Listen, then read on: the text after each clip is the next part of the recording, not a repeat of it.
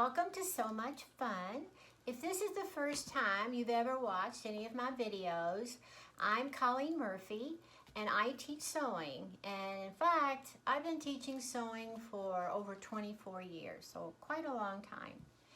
And when I get new students, and I get new students fairly often, they, of course, want to make clothes. Most of them do. And their first project is PJ pants. Well, after that, then they want to make something that has more structure to it. And when they do, they sometimes overlook the information that they read on the back of their pattern envelope and fail to see a line that says interfacing.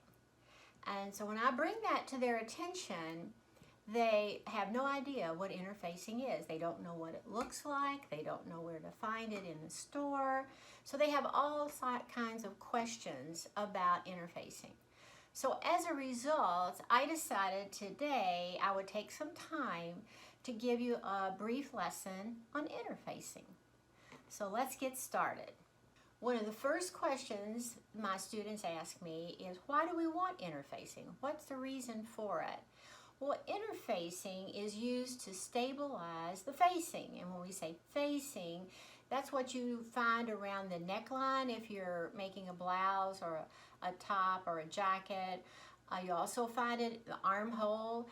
And if, let's say, you're doing a skirt or pants, it would be the waistline. So it helps to stabilize those particular pieces, those facing pieces. And it's based on the type of fabric that you're using. So you have to consider whether or not your fabric is lightweight, medium weight, heavy weight, whether it's dark or whether it's light. So you have all kinds of choices that you can make.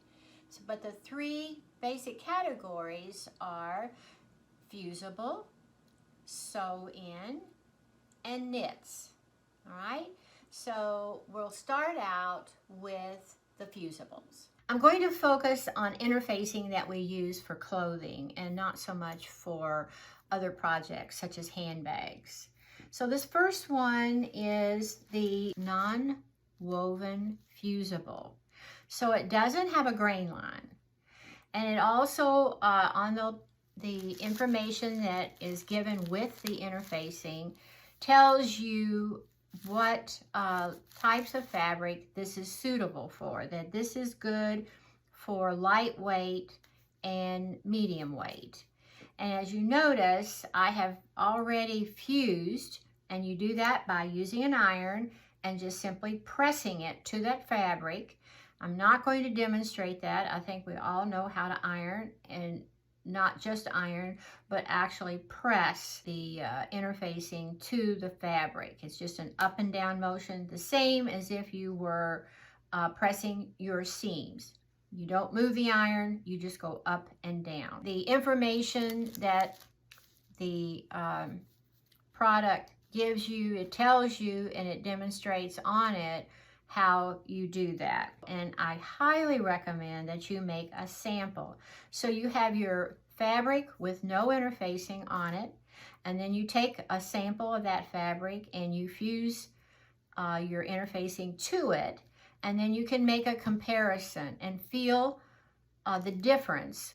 I would always suggest to people, when you're buying interfacing, to buy in bulk. Don't just buy the half yard or 3/4 of a yard that's given on the back of the pattern envelope, because if you're really going to be sewing clothing, you don't want to be running back to the store every time you start a new garment. This particular one, I've indicated what is showing here, the Pellon number, what fabric it's to be used with, and that it is non-woven. And the difference between non-woven and woven: with woven interfacing, you need to pre-shrink it. So I have an example of the woven, and this is almost like using cotton fabric, except on the back of it, will be the fusible part that you will iron or press to your fabric.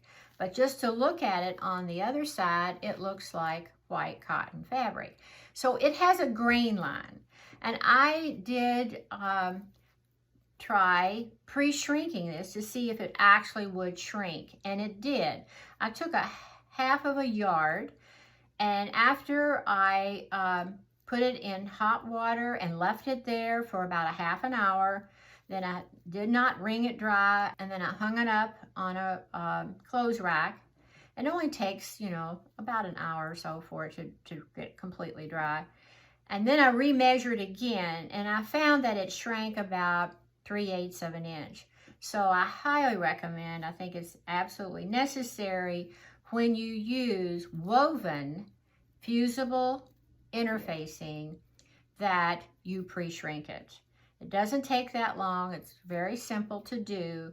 And that way, when you put it onto your fabric, you don't have to worry about that shrinking your fabric.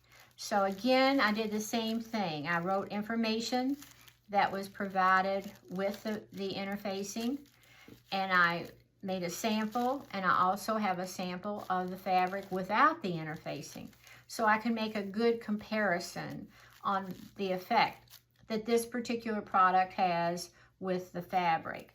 So you have two types of fusible interfacing, woven and non-woven. The woven, again, has a grain line, and so when you are attaching it to your fabric, you want it to have that same grain line direction that you did when you cut out the fabric. Now I have another example of fusible. As I was preparing for this video, I found this particular interfacing on the shelf and realized that I'd had it quite a bit of time. And I noticed on this one that it stated it was non-woven, fusible interfacing, but it indicated that it could be used for woven and knits. Well, I don't agree with that. I think it's really best for woven fabrics. The knit interfacing is entirely different than the interfacings that you use for wovens. And you know, when you're trying to make these decisions, you'll see there'll be a rack and there'll just be all types of bolts of interfacing there, and you'll think, good grief, how do I know which one? And the pattern really isn't going to help you that much. It's just going to tell you you need fusible interfacing. It doesn't say you need featherweight interfacing, or you need lightweight, or you need medium weight. It doesn't give that. It just says fusible interfacing. So that's why I like to have a range of interfacings for the featherweight, for the lightweight, the medium weight, the heavyweight. And that way I can select the one that best works with the fabric that I'm using. But this one did indicate that it would be okay to use on knits. However, my personal opinion is I wouldn't do it. I would only use it for wovens. But it is fusible, and it doesn't have a grain line. Now this last one is the Sewin interfacing. And the Sewin interfacing is just what it says. You have to sew the interfacing to the fabric. And if your seam allowance is 5/8 of an inch, then you're going to use a 1/2 inch seam allowance. If your seam allowance is a 1/2 of an inch, I'd say probably use a 1/4 of an inch seam allowance. You use a seam allowance that's less than what you're going to use when you construct your garment. This is organza, and therefore it helps for the garment to maintain that drape. It leaves the fabric, I think, softer than, if you want to say, than with your fusible. I think the fusibles stiffen the fabric more than your sew-in interfacing does. But some people really like to use the sew-in, and you know, for many years that's all we had. It's up to you as far as your preference, whether you like fusible or whether you want to use the sew-in. But I would keep some on hand of both. I wouldn't just have one interfacing, that's for sure. And then I've also known that people might want to use just some scrap fabric like muslin, or as their sew-in interfacing. But organza, I think, is very good for your very lightweight fabrics. Now, interfacing comes in colors, and black and white. And so we'll look at some of the black interfacing here. This one is for, I would say, for your lighter weight fabrics. And I like to keep the information that's given with the interfacing with the sample. I'm very big on samples, and you probably have figured that out by now. But you can see this fabric, I would not want to put white interfacing on this. You have to think about the color or the density of the fabric in determining your choice, whether you do white or black. But this still has a pretty good hand, if we call it, using this particular one. It doesn't have a grain line, so you don't have to worry about pre-shrinking it. But this is one of the black interfacings that I have. This next one I just bought recently, and I tell you what, I couldn't believe that the label says fusible featherweight, and I put that on some lightweight fabric, and it just made it almost stiff as a board. So I can't see that on this for this particular one, and I think for this interfacing I would probably use it maybe for a handbag or some kind of a craft project. I definitely don't think I'm going to use it with fabric unless I want a crisp cuff. I could see possibly doing it that way, or a very crisp collar. But to do it with the neckline interfacing or your armhole, that would not work at all. So you can see why it's important to try these out, because you never know just by looking at it on the bolt what it's going to do. Now these are just some more of the black interfacing for woven fabrics, and I've kept this one right here is a sew-in in black. So there's just like I say, there are a lot of interfacing, so it's like taking a whole course in interfacing. This particular one is a woven interfacing, and this one will need to be pre-shrunk before it is used. And again, that's going to be for your dark fabrics. How did I know that I will need to pre-shrink this? Is that in looking at it, you can tell that it is a cotton fabric. It's just black cotton, and therefore it has a grain line, and that's why you want to be sure you pre-shrink it. It looks like fabric, only on the back side of it you've got your little adhesive bubbles on there that will adhere to your fabric.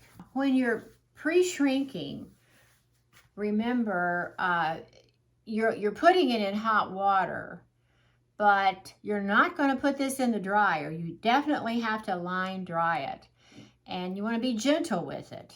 I just take a towel and I just kind of pat it on that towel until I get the excess water out, and then I hang it up on a rod to dry for a while. But definitely don't put this in the dryer. Now the last category has to do with your knit fabrics. And I have black and I have white.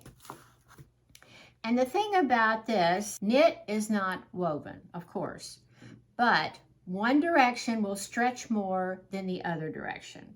And you want to make sure the stretch of the interfacing is going in the same direction as the stretch of the fabric, of the knit fabric. So you definitely want to do that. You don't want the stretch going in the opposite direction of the stretch of the knit fabric. That's basically the only thing that I can think of that you have to be aware of when you're using interfacing for knits. And we do not use sew-in interfacing for knits. We always have the fusible interfacing.